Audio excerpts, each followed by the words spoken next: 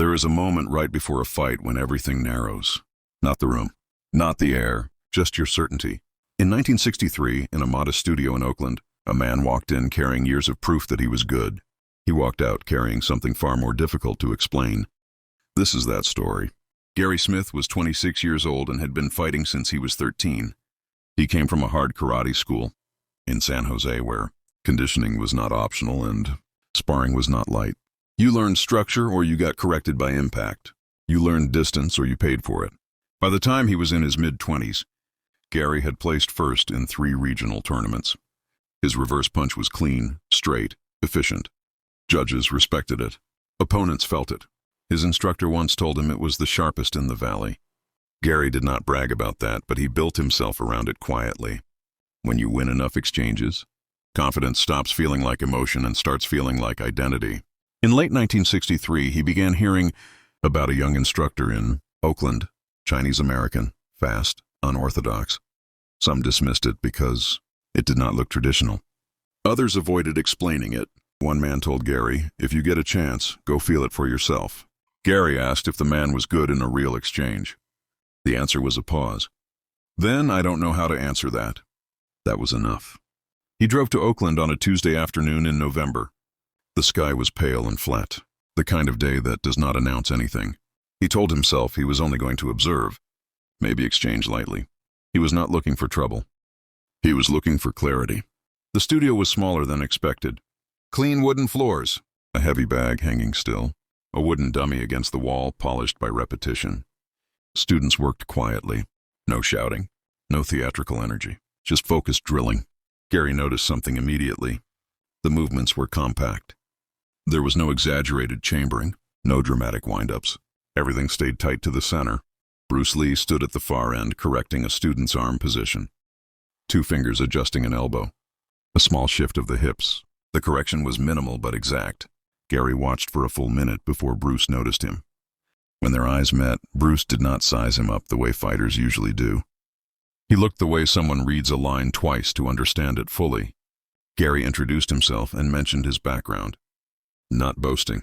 Establishing context. Bruce listened without interruption. When Gary finished, Bruce simply said, "Okay." No reaction, no challenge, just acknowledgement. They spoke briefly about method. Gary asked direct questions. Bruce gave direct answers. Too much motion wastes time. Structure must serve speed. Intercept, don't trade. There was no performance in it. No attempt to impress. When Gary pushed for theory, Bruce brought it back to mechanics. Angle, timing, center line. Eventually, Gary said he would like to try a light exchange. He framed it as curiosity. That was partially true.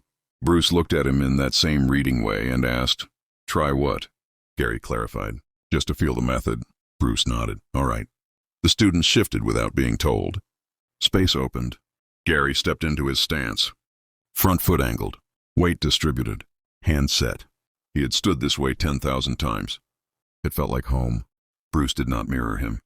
He stood relaxed. Hands up but loose. No visible tension. No obvious loading of power. He did not look coiled. He looked available.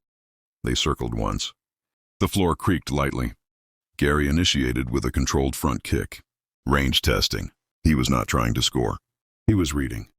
The kick traveled cleanly. It did not collide with anything. Bruce shifted slightly off the line. Not backward, not dramatically sideways, just enough. Gary felt himself slightly extended beyond where he intended to be. Nothing dramatic had happened, yet something had been altered.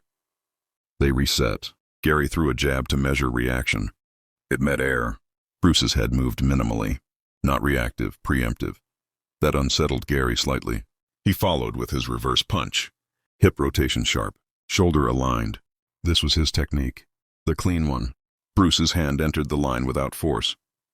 It did not smash. It redirected.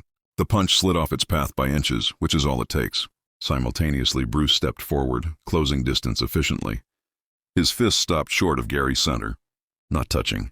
Present, clear. It would have landed first. They separated. Gary inhaled slowly. He had not realized he shortened his breath during commitment.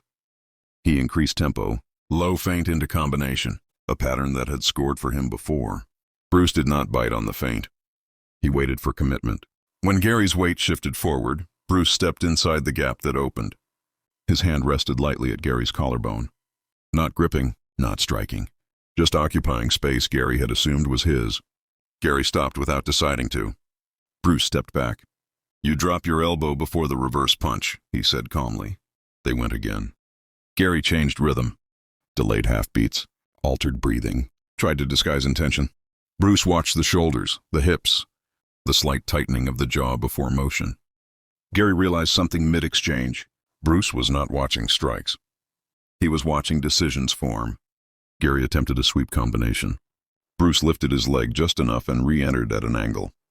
The re-entry was the unsettling part. There was no chase, no scramble. He simply arrived where Gary was about to be vulnerable.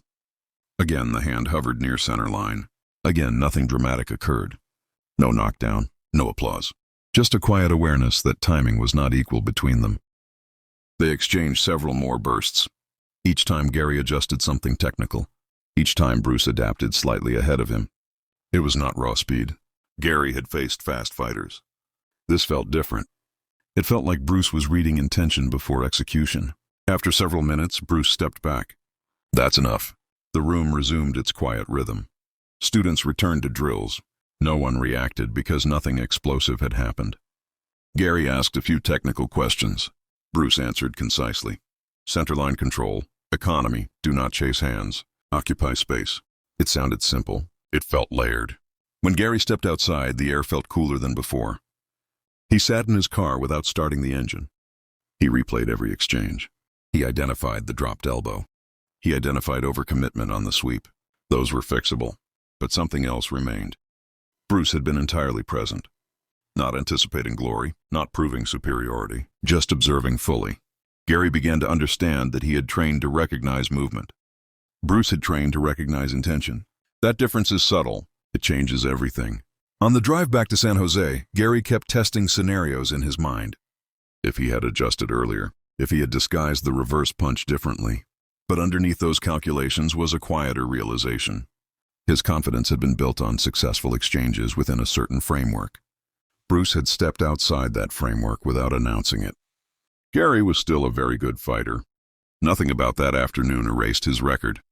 But certainty had shifted shape. It was no longer a wall. It was something he would have to maintain carefully.